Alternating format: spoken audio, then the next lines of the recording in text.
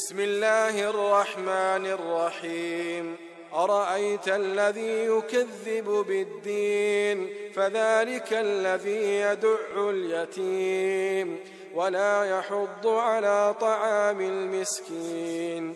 فويل للمصلين الذين هم عن صلاتهم ساهون الذين هم يراءون ويمنعون الماعون